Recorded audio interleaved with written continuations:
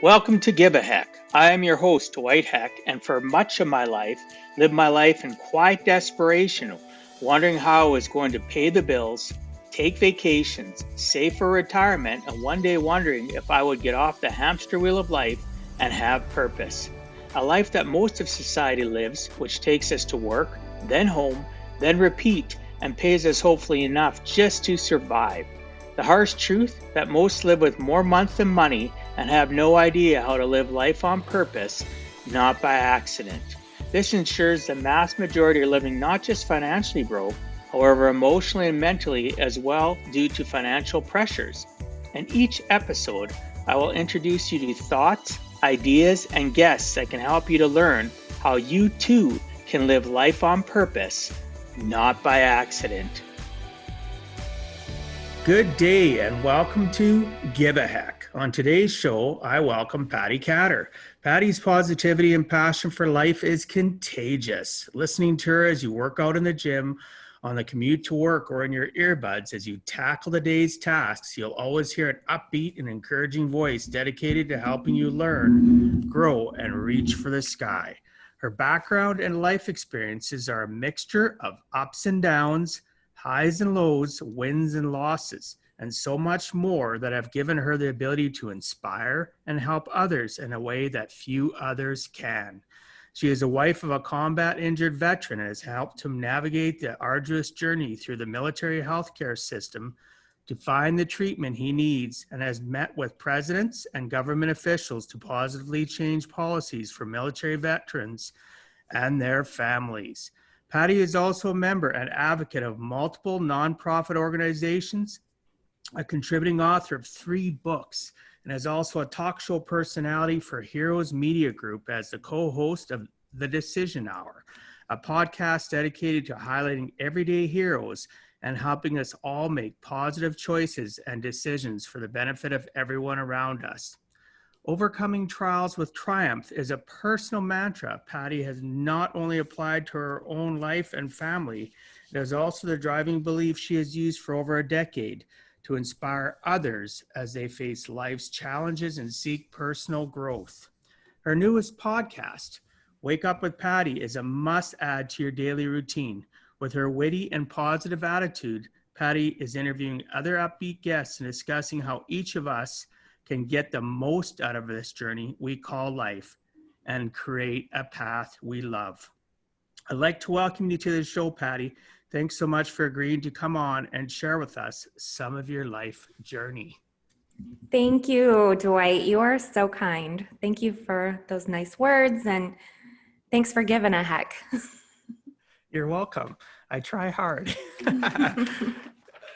So Patti, one of the things I like starting out with is, everybody wants to know a little bit about the person, obviously, that I'm having the conversation with, but I look at it a little bit differently. I talk to people about, tell me your origin story. And the reason I talk about that is I'm a huge, huge Marvel fan.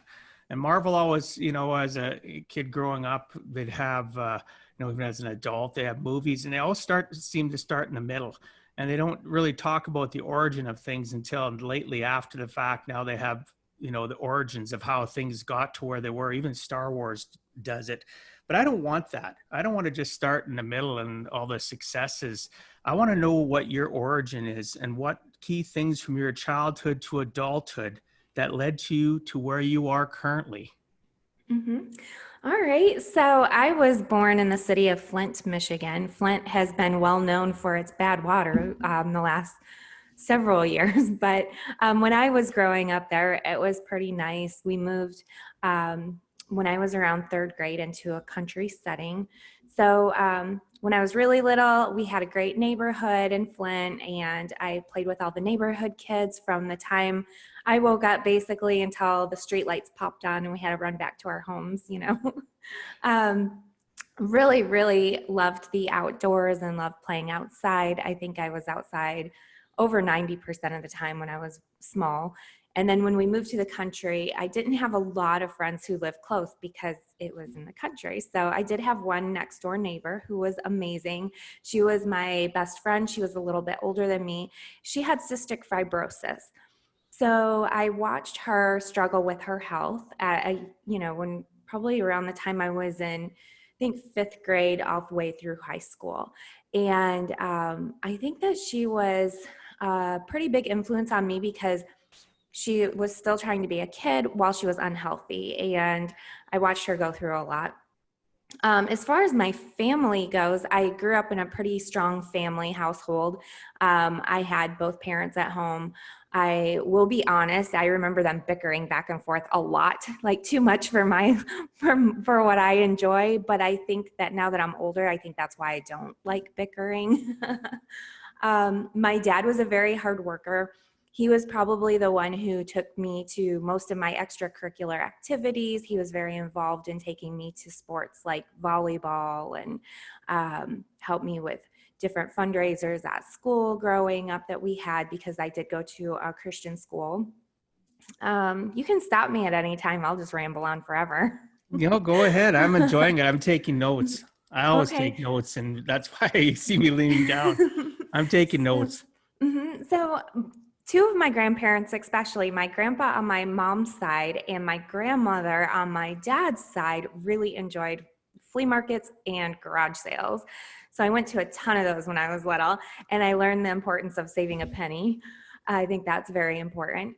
Um, I just had really great people who cared about me and showed it in different ways. So when I would go to my grandma's house over on my dad's side, she had a big garden and I would help her in the garden. And then I'd go over to my other grandmother's house and she would take me to all the fun restaurants growing up. And we would go out to eat every time I would visit her. And then my grandpa, he died when I was 12 on my mom's side. And he was so fun. He really spoiled me. Ever since I was a baby, he would record tapes for me. And I still have some of those tapes to go back and listen to. So Awesome. I just was very loved. You had a great mixture of love. You had, well, and some of the things you talked about, like your parents bickering, I recall my parents doing the same sort of thing. But the parents, I believe, when they shelter their kids too much, it's not a reality of life. Mhm. The fact that people argue, bicker, don't get along is a reality of life, and then it doesn't really prepare our children. Obviously, we don't want them to see too much, but Mhm. you've had some great things going on from, I really like the part about you saying your dad took you to your extracurricular activities, because as you know, as a single parent, I did that for my kids, right? Mhm. 90% of their stuff was me. So I can relate to that. Christian school, that, what did you find with school? Were you a good student? Did you enjoy school? I hated school and I was not a good student. Pick me. I, I always was great as far as my personality went and as far as making friends and being nice to teachers. I was a good kid, but really the only class that I did very, very well in would be like writing classes. English when I was a little bit older. I really enjoyed the creative side of things. I did not like math. I still do not like math. um, I, yeah, to be honest, I didn't love school. I didn't wake up every morning and think, gee, I get to go to school today. It's like, oh, I don't feel good. Do I have to go to school? And yeah, you have to go to school. Go on. Yeah, I would, there's people that actually say, oh, I wish I could go back. Never. I would never, ever go back. Absolutely not. But that, school is a character building time where people are segregated into groups. We get treated differently. We get introduced to topics. And I think that's when we first find out that, we really don't like things like math Mhm. or other things like that. But it is who it is. It builds us, it builds our character, and it gets us to where we are today. Mhm. So One thing that I really haven't talked about on any other show is I did lose a really good friend when I was 15 years old. He died when he was sorry. lifting weights, and looking back, I do think that that helped shape me. I was very upset. I didn't understand what was going on. the school that I went to was not a great school as far as teaching people how to be loving. It was very hellfire brimstone kind of Oh, school. wow. Yeah. So for whatever reason, I feel I can open up with you about this, Of but course you can. I think that looking back, I was told, that my friend was taken because God was trying to get our attention or that he was angry with us. And so after during the process of growing up, I started to learn that's not what, that's not how it happens or why things happen. Um, and I do believe, looking back in my teenage years, that some of the losses that I had when I was younger helped me prepare for what was about to happen when I was older, after I met my husband and after we started working with military and we lost a lot of friends in war and things like that. Oh yeah, I can see I guess it would be in a sense a stepping stone from, Mhm. childhood grief and coping to adult grief and coping. And I Mhm. do know quite a few adults that have lost people for the first time. They've never Mhm. lost anybody in their childhood. And sadly, I'm not one of those people. I lost people when I was younger as well. Mhm. And of course, I've lost personal people in my life that were very young, as you know, with my granddaughter. So I can totally understand that. And then our parents don't really understand when we lose somebody as a child, like you did, they don't necessarily help us cope properly Right. either. And it's not Yeah. because they don't want to. Mhm. I don't think adults, just like we aren't taught how to live life on purpose as a child, part of that living life on purpose is learning the process of loss, Mhm. even from losing a goldfish, Mhm. from losing a pet. Obviously, human life is a little bit different, but our parents really don't help us much. Here, take Mhm. your goldfish, let's flush it down the toilet. I had stuff like Yeah. that happen, right? I don't know if you did, but Mhm. really, life doesn't teach us to grasp the fact of loss. So I can Mhm. imagine it was quite shocking for you when you started losing, as you said, with your husband, Mhm. other people lost within the military. Was that something that affected and gripped your whole family, or did you try Mhm. to shelter that from your children as they got older? Yeah. So there was a point where I felt like I needed to start sheltering my children from it. When I was growing up, my dad talked about when he was little, he lost his dad. My dad's dad had a heart attack when he was young, and I never met my biological grandfather. Um, and so my dad used to talk about, you know, I do these things because I love you, and I didn't have a dad as a role model, and he's trying to do his best. And I remember when Ken went to war. Ken is my husband. He went to war, and our first fatality was in November of 2006. And that was Ken's truck driver. His truck commander was killed. And then 3 days later, on Veterans Day of 2006, my best friend from that Christian school I was telling you about, her husband was killed in Iraq while he was there. They were two different units, two different situations. And so my husband ended up coming home from R&R, or for R&R, which is like rest and recovery, about 2 weeks after both of those friends were killed. And when he was home during those 2 weeks, we went to two funerals in Washington, D.C. So we drove from North Carolina to D.C. with our kids, and we went to two military funerals. And then within 2 weeks, he was back in Iraq for another year. So during that year, we just kept losing one soldier after the next soldier. And finally, I believe it was around March that I had to just quit telling the kids that we were losing all these people because, first of all, they were concerned for Ken, one of the neighborhood kids. The day that he left, they were like, "Oh, you're never going to see your dad again because soldiers get killed." And how do you explain that to a 6-year-old, 9-year-old, and a 12-year-old? It's kind of hard. Wow. Yeah. So, Lots of mhm. anxiety for them. Oh yeah, they slept in my bedroom so many nights out of that 15 months. And we used to try different things. We tried like guided meditation even to just help them get to sleep sometimes at night. I tried not to focus on Ken even being gone. Every single day I tried to find new adventures to keep them busy.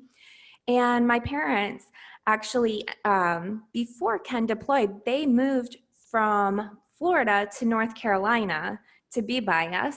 Oh, And it's their awesome. neighbor's house came up for sale, and we bought that house. So we lived right next door to my parents. So thankfully, my kids had my parents right next door. And it helped keep them busy.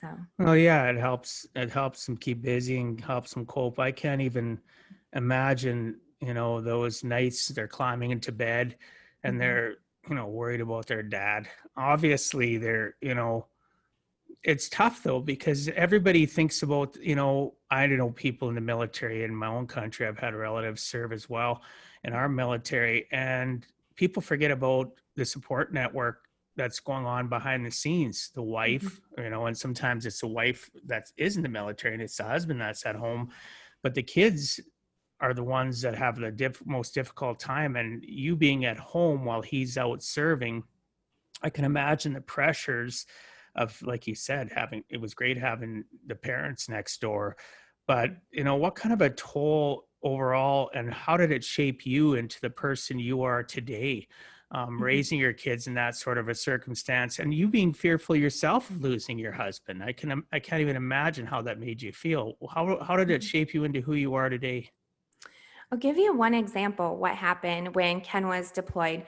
Um, there was one morning, early in the morning, first thing I woke up, and my mom called me, even though she lived right next door. She called me and she said, have you seen the news? And I was like, no, what's going on? And she's like, turn on the news. And while I'm talking, my phone's going off. I have somebody else calling me. And one of the ladies from our family readiness program through the Army, she was calling me. She said, Patti, have you seen the news? And I'm like, what is going on? And so I flipped on the news, and I will never forget.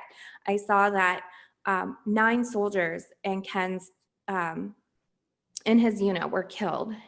They didn't give the names. They only gave the location. And all I knew is that the last I knew, that's where my husband was located. And 9 of the soldiers were killed, and it was a platoon. They didn't say which platoon. Oh, man. Then the next thing you know, my doorbell's ringing. And that's what scared me, because in the Army, they will never call you to tell you that your spouse or loved one had been killed. They will come to your house. My doorbell rang, and when that happened, my stomach just sank. And I went and I opened up the door. I didn't recognize the guy standing there because I was just so full of emotion. And all I noticed is he had an 82nd Airborne t-shirt on. I wasn't thinking that when the military comes to your house, they're in dress uniform. They're not going to come in a t-shirt to talk to you. It ended up to be the guy who was going to mow my lawn that lived down the road. But I remember I literally just like, as soon as I realized who it was, I literally just sat on the floor, like in front of the door. And he's like, are you okay? And I'm like, I don't know what's going on. And it was just very emotional. Wow. But I remember at that point that I had been worrying so much for not only Ken, but everybody who, I mean, we made friends, they are our friends. Of They course. were essentially our family. So I remember my kids were home. They didn't know what was going on. They were confused because like they could tell I was upset. They could tell something was going on. I remember I only had the news on for a second and I turned it off because I couldn't watch it.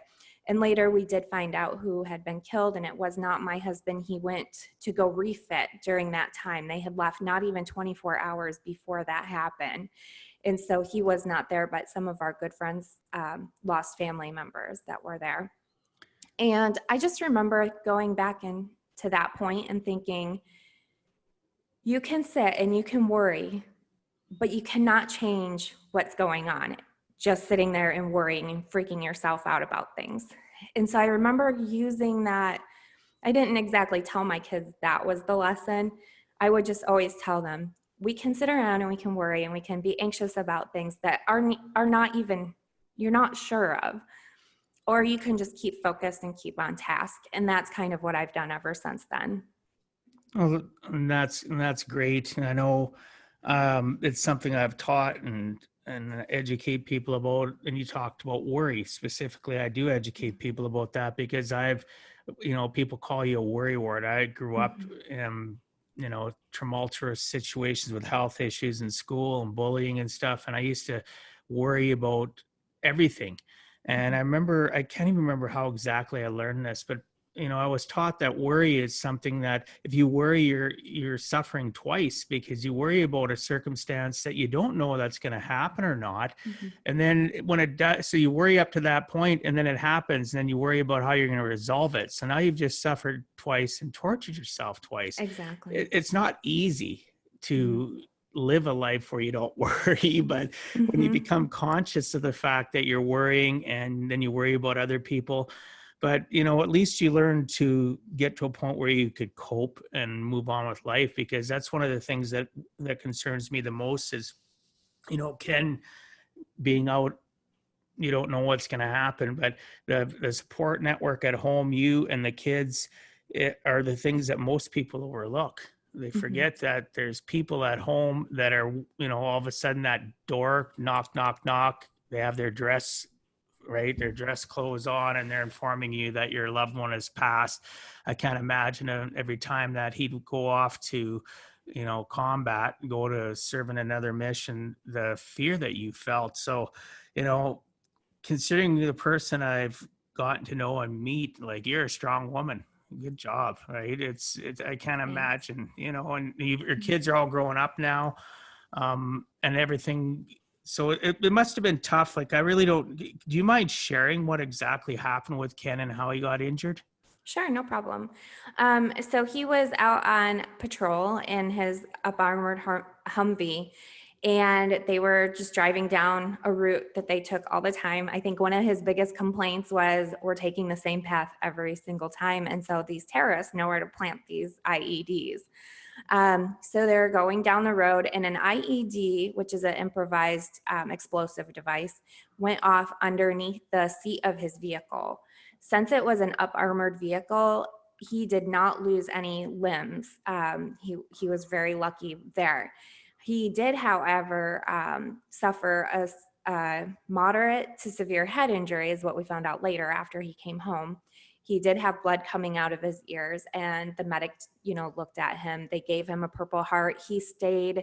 And a Purple Heart, for those who don't know, it's an award basically for getting hurt. It's an award you never want. Yeah, of course. And um, I didn't even understand the extent of his injury, and and many other people did not either, because head injury in the U.S. we didn't really understand back then. It was in 2007 that he had been wounded in May that year, and he, along with several other in his unit, did suffer many concussions and things like that along the way. So when they were pulling him out of that situation, they hit another IED. So they hit two IEDs, and we're not really sure which one did the most damage. But as soon as he came home, the very first day that he came home from war, he stayed out there the rest of his deployment. We only talked a handful of times on the phone because they had something called a satellite phone, and they could only talk a few minutes at a time on those. And it would be weeks sometimes when I did not hear from him. So when he came home, the first day he was home, we ate dinner. My parents were over. We had just like hot dogs. I don't know how I remember that, but we had hot dogs. And it was just something like easygoing because I knew he was going to be extremely tired because he just came back from another country. And about an hour after we ate, he asked what's for dinner. He did not remember eating. And I thought he was joking, or I thought he might have jet lag or something because, how could you not remember eating? He just, he stuffed his face basically. Yeah. And so then he started getting upset because he thought we were joking, that telling him that we ate, and he didn't remember eating. So I was like, well, just go to sleep, you get some rest. I'm sure he ate again in between that time, but he had a seizure that night. And that is Oh, that's when wow. we started figuring out that there was something else pretty major going on with him. I did tell him he needed to go to the doctor. I told him I'm not going to sit here and watch him not understand what's going on with him. He needed to go. No questions asked. You're going to the doctor.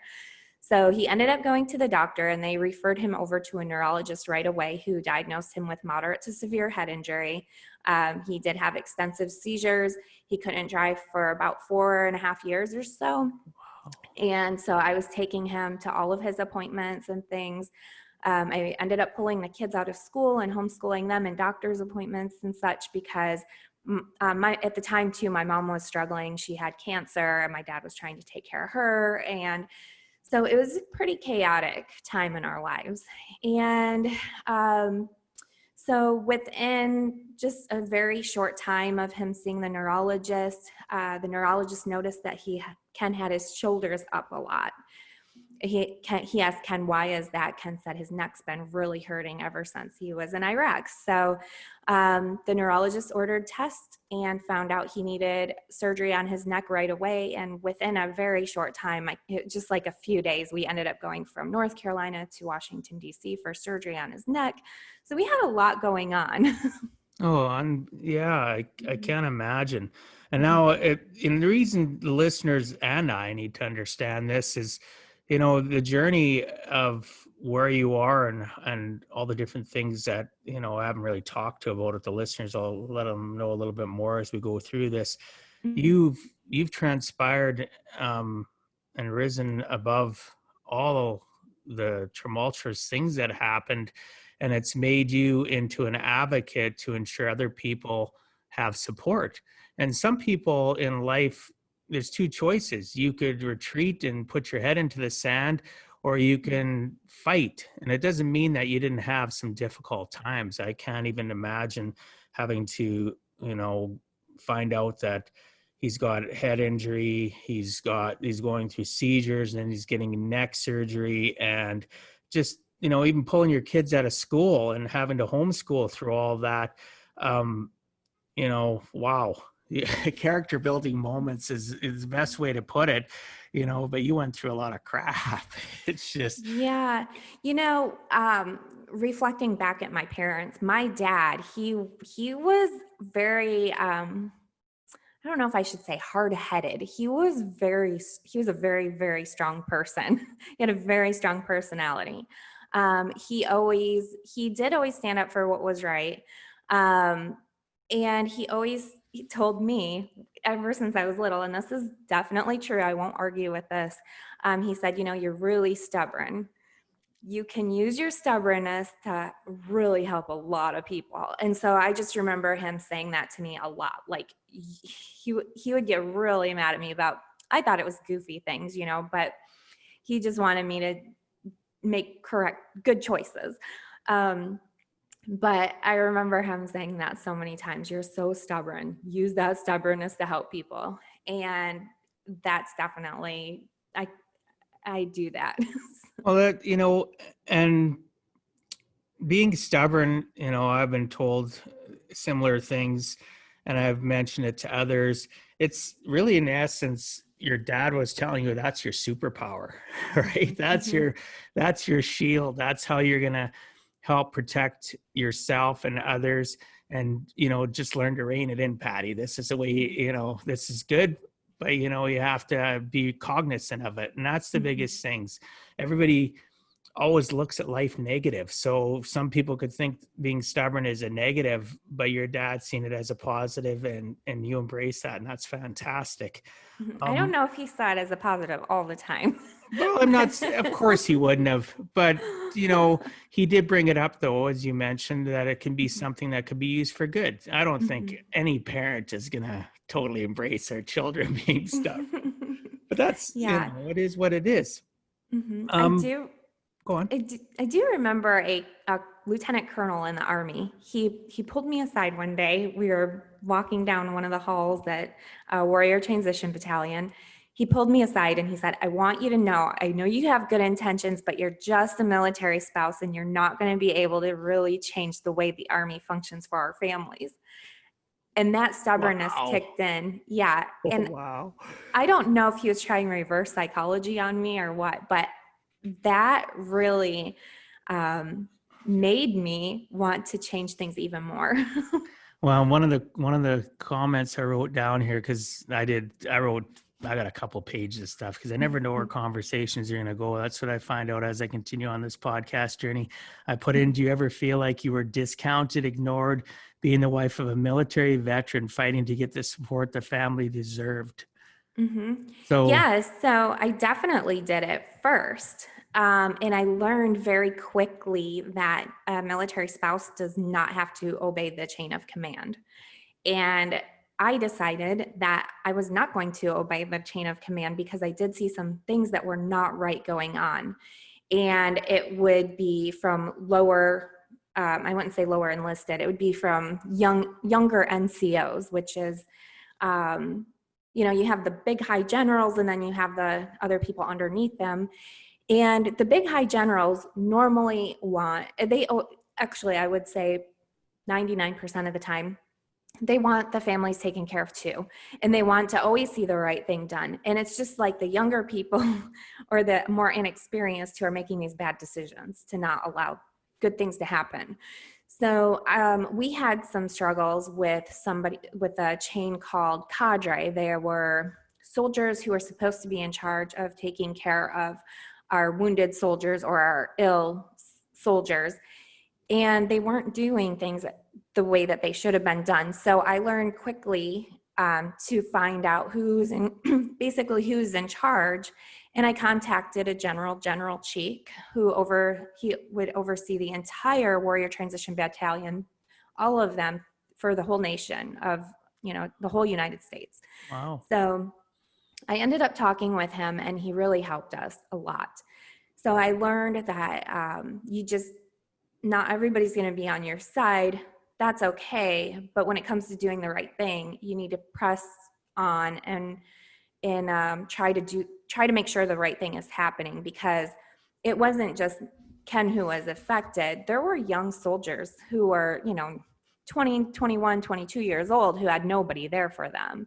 So if I didn't stand up for Ken and the other soldiers, nobody else would have, or I would say nobody else that I knew, because there's other great people who are trying to help our soldiers back then. There's tons of them, but I'm talking about like my immediate family and our immediate friends. Well, and you have to worry about your circle, Mm-hmm.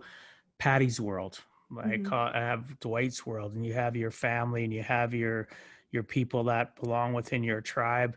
So I can imagine, yes, there's lots of other people out there that are helping others, but Mm-hmm. it's still a big task to take on what you took on to, be discounted in some ways for being that military wife, and that you really don't have any power, to you kicking in with your stubbornness, saying, you know what, screw that. I'm a tenacious person, stubborn, whatever you want to call it. I'm just going to go out and I'm going to do whatever it takes to help others, because indirectly it's going to help out my circle. You talked about young soldiers and them being more difficult and the more experienced. Well, that's life in general. Young Yes. people are always trying to, you know, strut like a peacock or whatever, Yeah. right? They're trying Yeah. to show their worth, and that they're going to get things done. So it's good that you understood that the chain of command wasn't something you necessarily had to follow, and you found a general that was willing to, you know, be compassionate. And that's the biggest thing that I've found causes problems in anything, is people lose their compassion for others, their empathy. And for me, that's my superpower. I think that you and I have talked about that before. Being empathetic toward one another helps, right? It helps people. It Mm-hmm. helps them learn to be empathetic towards you as well. So Mm-hmm. you eventually got the help that you deserved. Are you still struggling today? Sometimes, I mean, a lot of people think we have this little perfect life, but sometimes, yes. Ken still has doctor appointments. He still has back procedures that are done periodically every I would say 2 times a year. He has to have a spinal ablation, is what that's called. And then we still have kids. They're older now and they're great, 20, 24, and 27. And, life still goes on. So I like to remind people of that because people often, when you're talking about military families, they often focus on the immediate core family, but then there's also other things going on outside of your immediate core. So I mentioned earlier that my mom had cancer. I did not mention this on any other show before, but my dad tried to commit suicide just before my mom passed away from cancer. So that was Wow. a very big blow. Um, and And that was amongst all the other things you were dealing yes. with as well hmm that you had mentioned. Wow. Yeah. So there's a lot of dynamics that come into play for our military families and people in general. You know, you may have a good friend, a civilian friend, and you may think that you know everything about him or her just because you spend a little bit of time with them, but you don't really realize the whole dynamics, the whole picture of that everybody has. And sometimes there's things we don't want to talk about. And this is probably the first show I've been able to feel very comfortable opening up about a few of these things. But we're all human and we have a lot of crap to deal with, all of us. Oh, hydroplane above it, eh? It's, hmm you know, yeah, that's the biggest thing is you made a valid point. You talked about your dad with suicide and that, for the listeners out there, I do know people that have committed suicide. I've had relatives commit suicide, close people to me in my life commit suicide. And really, you can be that person that could make a difference. It can be one conversation different from them committing suicide to not. I know I've talked to people within my own client base that talk about the fact that they've had a conversation with somebody just off the cuff, messaged them, called them, and found out years later that that day that person was considering killing themselves, and their conversation or their reaching out to them was enough just to make them realize that life was worth living. So yeah, I can't even fathom the amount of mental and emotional stress you were going through all this period of time to hmm find out about cancer, to find out with your mom, and to find out that your dad, you know, wow, you're such an inspiration. Like, I can't even imagine. Thank you. You're Well, welcome. also, I think something that I finally I've been learning. My dad passed away in 2015, and he I say he died of a broken heart, but I also believe that it was intentional and it was deliberate how he passed Oh, away. okay. And one thing that I've learned is not only just from my dad's journey. My mom and dad were married for 50 years. They knew each other Oh, in kindergarten. They were in the same kindergarten class. wow. Wow. They were in prom together. I mean, they were always together.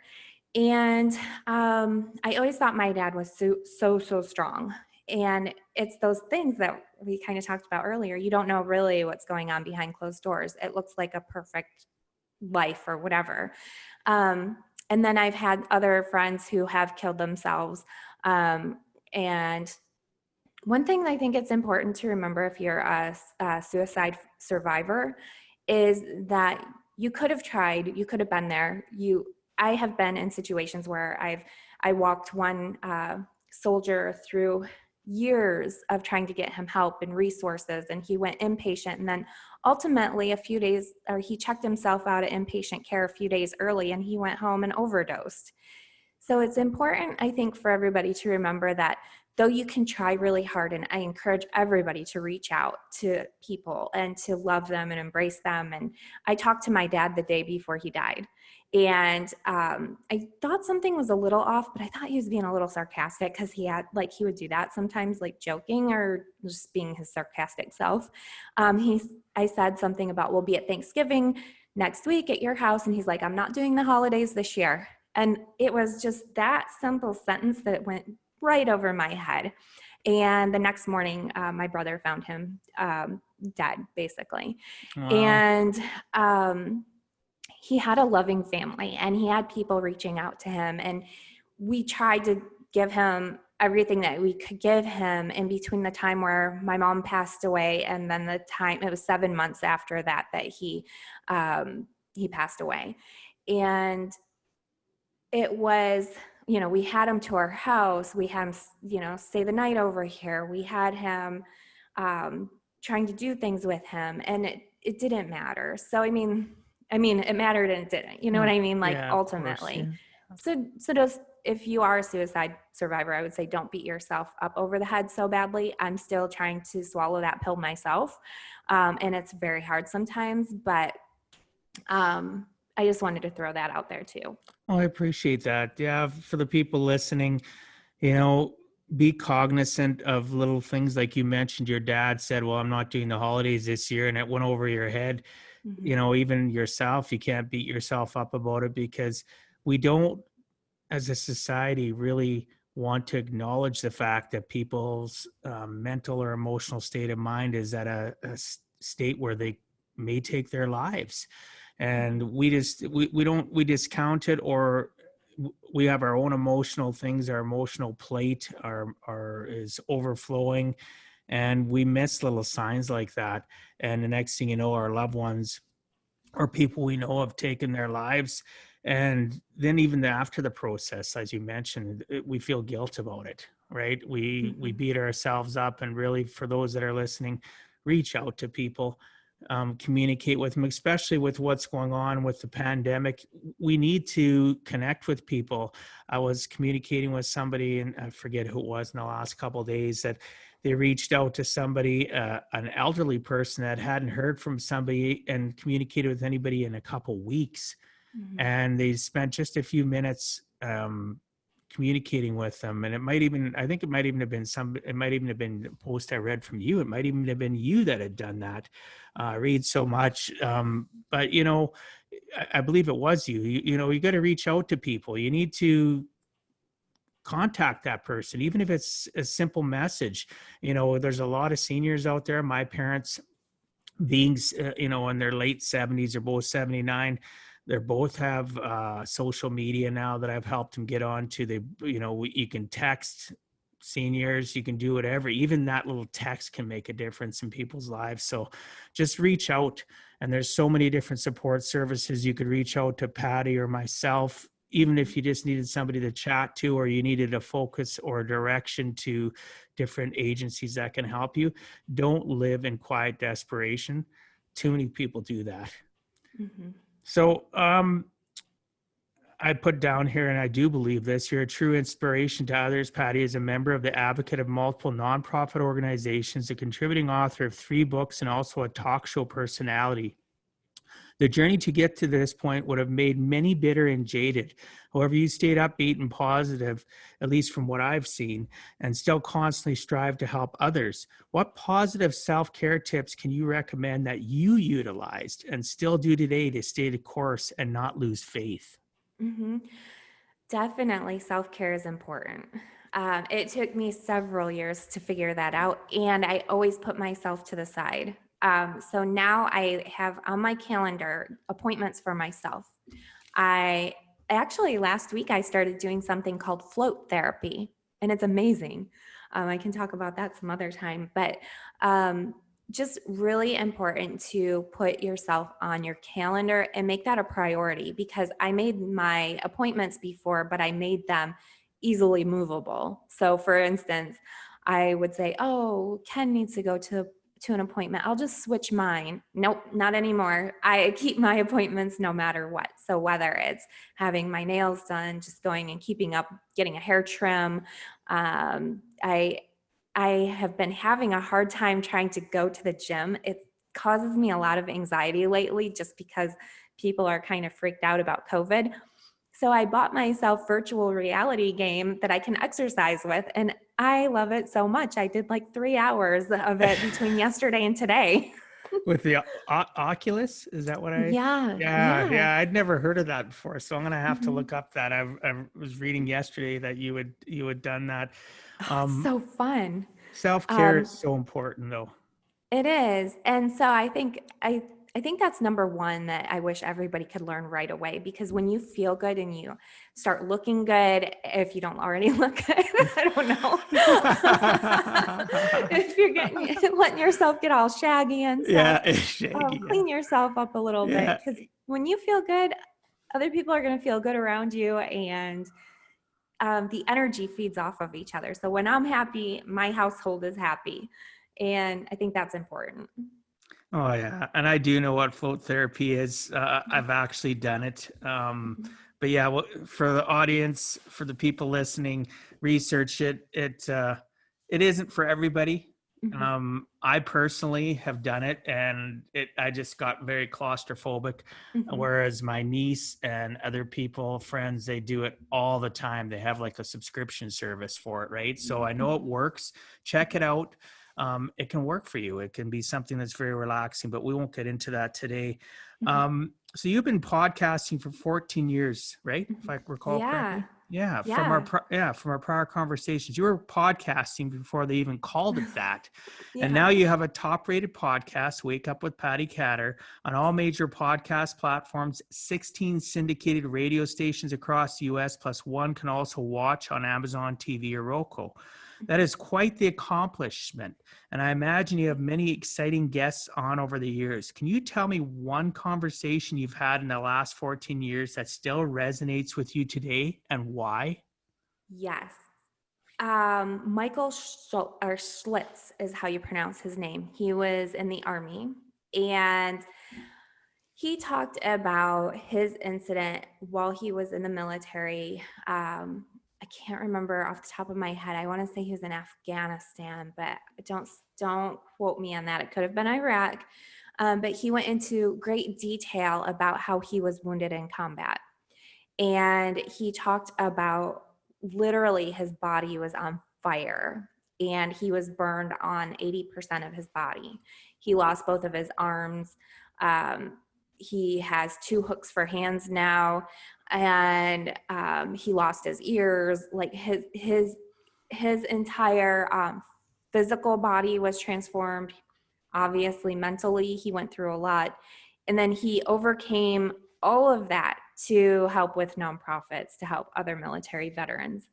Oh, But I'll never wow. forget, like, he went into such detail about how badly his body was burning, and just some of the thoughts that he had and things like that. And I thought, I literally have I literally have no excuse to be stagnant in life. You look at somebody like that who has been through so much more than me and so much more than a lot of people. There's always someone somewhere worse off than you. And I just know that when I start to feel kind of I just reflected on different people like Michael, who have really come a long way since their injury. And if they can work to get past that, we can too. Oh, yeah. You bring up a valid point, though. When other people that go through tragedies like he went through, and then they turn around and want to help others, sometimes they realize, but I've talked to many people, they don't realize how their strength is actually a radiant energy to others. And it actually sets an example and helps people feel better about their own circumstances and realizing that, you can rise to the top. So that's fantastic. Thank you for sharing that. Overcoming trials with triumph is a personal mantra you have, Patti. Can you explain exactly what that means to you and how it has helped your family and you persevere? Honestly, I think that through my whole life, I've been through trials. Like ever since I can really remember, I've been through something, and we all have, whatever level it is. Mhm. And I just know that for me, I look at it as a challenge most of the time. Sometimes I'm like, are you serious? Like it's something else to deal with. But we all have trials every single day, even if it's a tiny trial or maybe it's a big trial. And we can have 2 options. We can say, oh, screw it. I'm going to stay in bed today. I'm going to whine about it. I'm going to cry about it. I'm just going to go live under a rock somewhere. Or you can overcome it and you can become better and you can help other people become better and you can just get past that. So every day, look at your tiny little trial or your huge trial and just think that I'm going to overcome that trial and I'm going to triumph over that. Oh, that's so true, though. We have a choice every single day. Like you said, you're gonna either embrace the situation, that you're going through. You have your small or your big your trials, pardon me, and what are you going to do to triumph over it?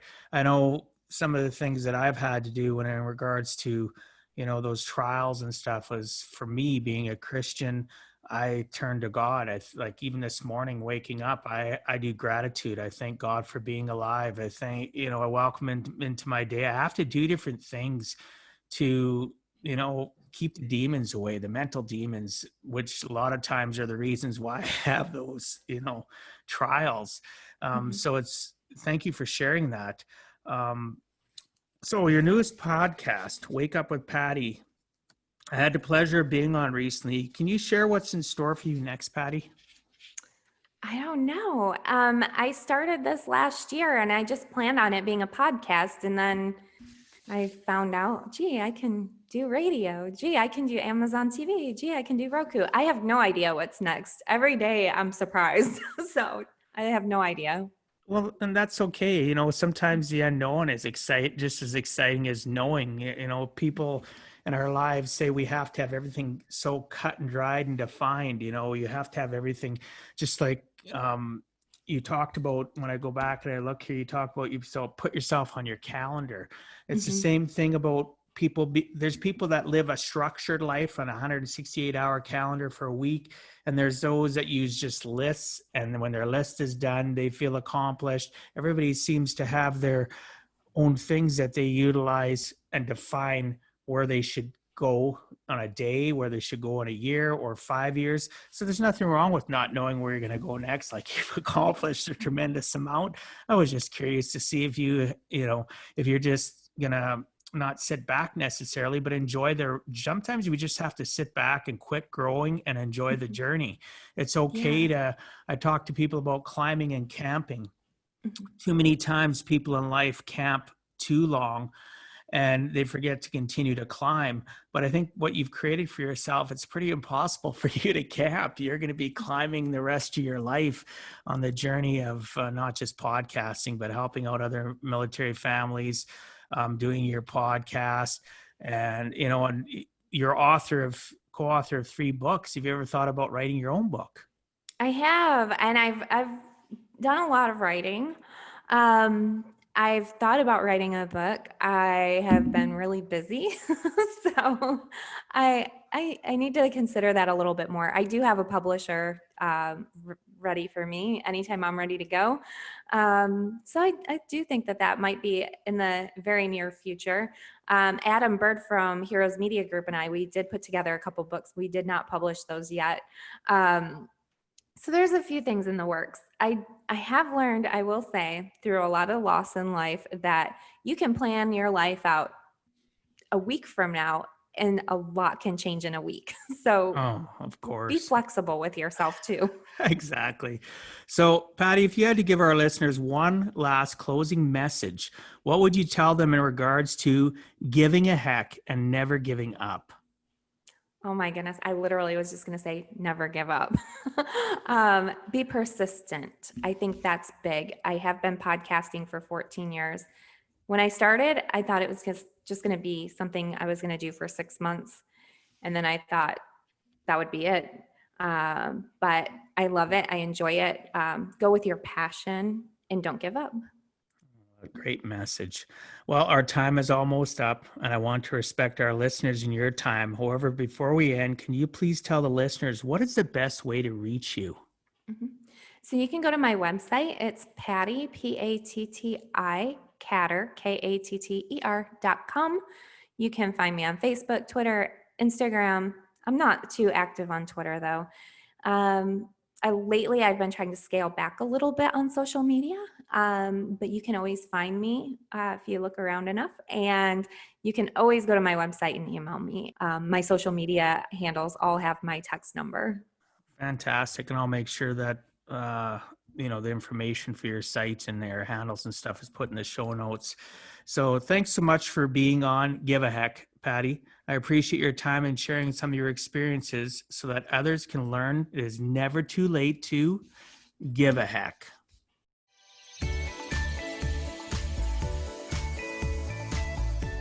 Thank you for taking time out of your day and listening to Give a Heck. If you find value, I'd appreciate you sharing with your friends and family so they too can learn how to live life on purpose, not by accident.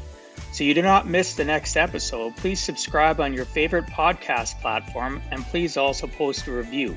I look forward to reading your comments. This has been Dwight Heck. If you want to check out other podcast episodes or today's show notes, please check out my website, giveaheck.com. And until next time, together let us all strive to give a heck.